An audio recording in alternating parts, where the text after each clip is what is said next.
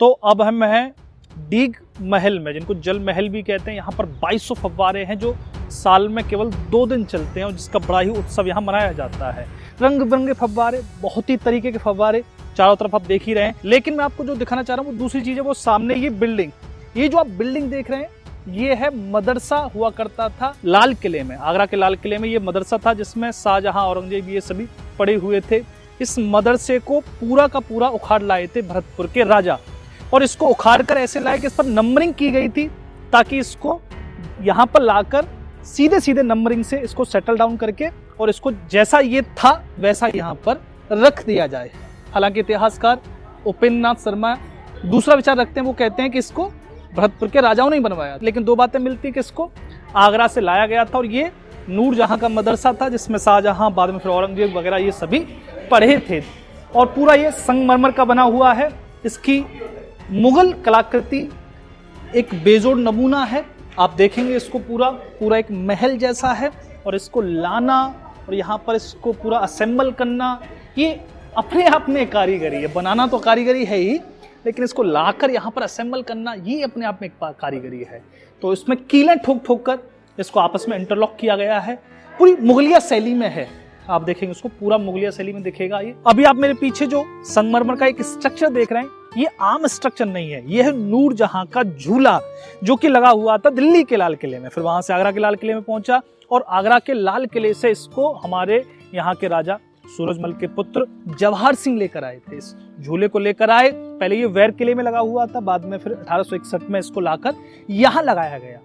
मुगलों को विजय किया भरतपुर के राजाओं ने और वहां की बहुत सारी संपत्ति को यहाँ लेकर आए और यहाँ पर उन्होंने प्रदर्शन के लिए लगाया। ये जीत का एक तरीका होता था। अगर आप किसी राजा को जीते हैं तो उसकी वस्तुओं को लाओ और अपने यहाँ प्रदर्शित करो ताकि सभी देख सकें कि हमने क्या जीता है। आप मेरे पीछे जो महल देख रहे हैं ये है डीग का बदन सिंह महल, और भारत के आखिरी जौहर का दर्शक भी। आखिरी जौहर जो तलवारों का जौहर हुआ था। आपने पानी का जौहर सुना, जल जौहर सुना होगा, आपने अग्नि जौहर सुना होगा, लेकिन यहाँ पर तलवारों से जौहर किया था हमारी वीरांगनाओं ने। जब नजफ का मुगल सेनापति चढ़ाया था डीग पर, 7 महीने इसकी घेराबंदी करी।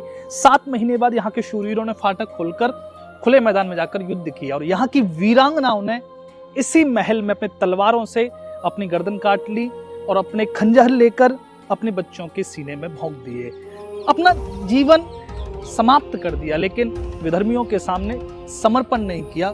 ये उस शूरवीरता का प्रतीक है बदन सिंह महल। ये महल, ये जगह, ये पत्थर उस वीर गाथाओं को अपने आप में समाये हुए हैं। इस पर बलवीर सिंह कर्ण ने एक पुस्तक लिखी है डीग का जौहर, जिसकी मैं चर्चा पहले भी करी है। वो डीग का जौहर पढ़नी चाहिए। आप रो दोगे उस पुस्तक को पढ़कर कि कैसे इस महल में हमारी वीरांगनाओं ने जौहर किया था। आइए थोड़ा नजदीक से इस महल को देखते हैं।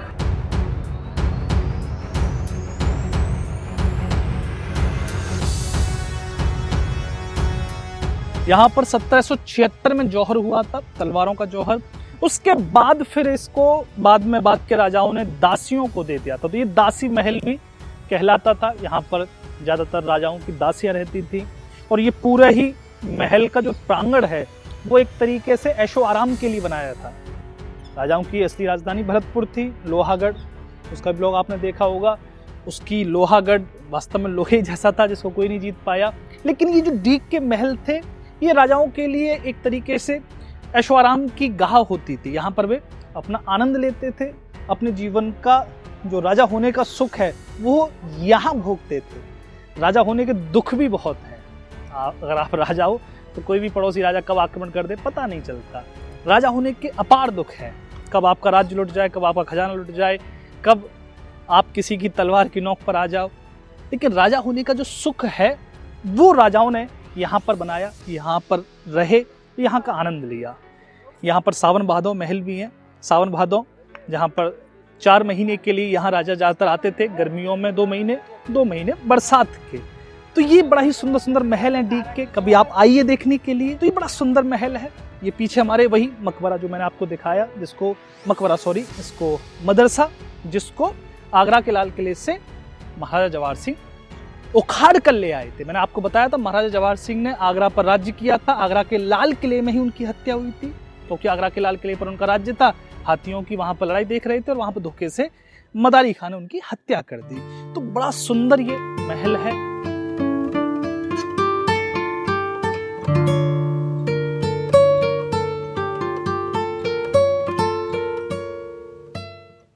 अभी जो आप मेरे पीछे देख रहे हैं ये है हौज, मतलब यहाँ के जो 2200 फव्वारे हैं वो इसी हौज पर डिपेंड करते हैं। अगर आप मेरी इस दीवार को देख रहे हैं, ये खाली एक दीवार नहीं है, ये एक तरीके से पानी की टंकी है जो कि बहुत ही भव्य है पानी की टंकी। और इस पानी की टंकी को पुराने समय में भरने के लिए बैल लगते थे और कई सारे बैल लगकर इसमें रेंट चलता था। फिर भी इसको 1-1.5 महीना लग जाता था, 1-1.5 महीने में जाकर ये हौज भरता था। लेकिन आज ये जल्दी भर जाता है, मोटर आज इलेक्ट्रिक मोटर चलती है। इस हौज को पूरा भरते हैं साल में केवल 2 बार। और आप सोचो 300-400 साल से यहाँ पर फव्वारे चल रहे हैं और आज भी वर्किंग कंडीशन में है। भीतर भीतर मोरियां बिछी हुई हैं, 700 मोरियां हैं जो पकी हुई ईंट की हैं, पूरे में बिछी हुई हैं इसमें। और अगर आप उस समय आओगे, 4 फरवरी के समय पे यहाँ पर होता है, तो यहाँ पर फव्वारे निकलेंगे। तो अभी आप मेरे पीछे जो देख रहे हैं इसको रूप सागर कहते हैं। इस पूरे प्रांगण में 2 ऐसे तालाब हैं, 2 ऐसे सरोवर हैं, एक रूप सागर, एक गोपाल सागर। और मजे की बात है कि ये नीचे से जुड़े हुए हैं, मतलब नीचे से टनल है। ये अगर भर जाएगा तो इसका ओवरफ्लो दूसरे में चला जाता है। और इसमें एक पहले नदी आती थी गुप्त रूप से, वो इसमें गिरती थी, वो इनको भरती थी, इसलिए इनको जल महल कहा गया है। क्योंकि ये जो महल हैं ये आज भी जल में डूबे हुए हैं। महलों को देखोगे ये बलुआ पत्थर से बने हुए हैं, बलुआ पत्थर जो कि जल पाकर ताकतवर होता है। ऐसा पत्थर होता है जिसको जल मिल जाए तो और ताकत में आ जाता है। देखोगे इसकी एक एक मंजिल इन महलों की नीचे पानी में डूबी हुई है। और ये जो जिस पत्थर से बने हैं, एक रोचक बात और मैं बता दूं आपको, ये बने हुए हैं बंसी पहाड़पुर, यहाँ एक जगह है भरतपुर में ही, बयाना के पास, वहां से पत्थर लाया गया है और उसी पत्थर से पूरा ये डीग का महल बना हुआ है। और आनंद की बात ये है कि इसी पत्थर से, जो पहाड़पुर का पत्थर है जिससे ये बना हुआ है डीग का महल, इसी से हमारे भगवान श्री राम का मंदिर बनने जा रहा है। और उसी पहाड़पुर के पत्थर से संसद भी बनी है। मजे की बात देखो। और उसी पहाड़पुर के उसी लाल पत्थर से, लाल बलुआ पत्थर से आपकी जयपुर की विधानसभा भी बनी हुई है। और भी बहुत सारी महत्वपूर्ण इमारत उस पत्थर से बनी हुई है जिससे ये बना हुआ है। तो अभी मैं उपस्थित हूँ केशव भवन में। ये बड़ा ही भव्य एक केशव भवन हुआ करता था। बीच में जो आप दीवार देख रहे हैं ये नहीं होती थी, बस खाली प्रांगण हुआ करता था।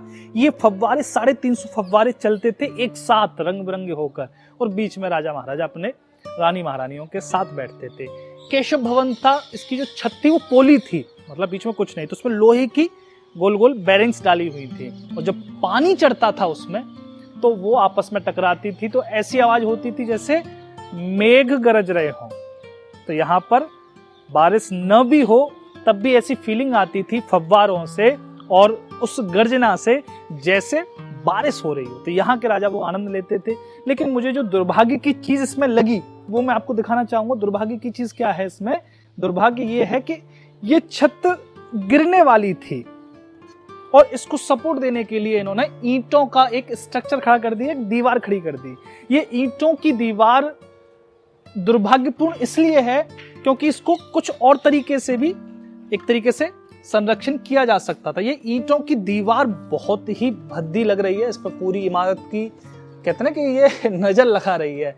ईंटों की दीवार की यहाँ जरूरत नहीं थी, यहाँ पर पिलर खड़े किए जा सकते, और भी बहुत सारे तरीके जो कर सकते थे। ये ईंटों की दीवार खड़ी करके इन्होंने पूरे केशव भवन की क्या कहें ऐसी की तैसी कर दी। नहीं, ऐसा नहीं करें। संरक्षण अगर करना है, ये एएसआई अच्छे से जानती है, भारत की एएसआई बहुत उन्नत है, लेकिन यहाँ पर ईंटों की दीवार खड़ी करके इस भवन की इन्होंने पूरी तरीके से इज्जत खराब कर दी। पीछे डीग का किला है जिसको हम अभी घूम कर आए, ये रूप सागर है। और डीग के महल में खासियत क्या है वो मैं आपको आगे चल के बताता हूँ। यहाँ पर राजाओं का अखाड़ा भी है जिसमें राजा पर्सनली अपना क्या कहते हैं ना मल्ल वर्जिश करते थे, पहलवानी वर्जिश करते थे, पहलवानों को पालते भी थे, उनको अच्छी खुराक भी देते थे और उनके साथ डीग के पहलवान बड़े प्रसिद्ध भी रहे हैं। राजा मानसिंह, जिनकी विधायक रहते हुए हत्या कर दी। राजा मानसिंह जो पहले ऐसे विधायक थे जिनको विधायक होते हुए जिनका एनकाउंटर करा दिया शिवचरण माथुर, उस समय के सीएम थे। ये एक बड़ी कंट्रोवर्सी बनी थी सन 85 में। आज 25-30 साल होने पर आ गई उसको, लेकिन अभी तक 90 जज बदल गए, उसका फैसला नहीं आया कि उसमें दोषी कौन था। तो राजा मानसिंह इसी राजघराने से थे। आज यहाँ पर राजा विश्वेंद्र हैं, उनके पुत्र अनिरुद्ध हैं, जो उसी वंशावली में आगे गद्दी पर विराज रहे हैं। ये महल, ये इतिहास अपने आप में एक गौरवान्वित करने वाला है और हमें इसको जानने का प्रयास करना चाहिए।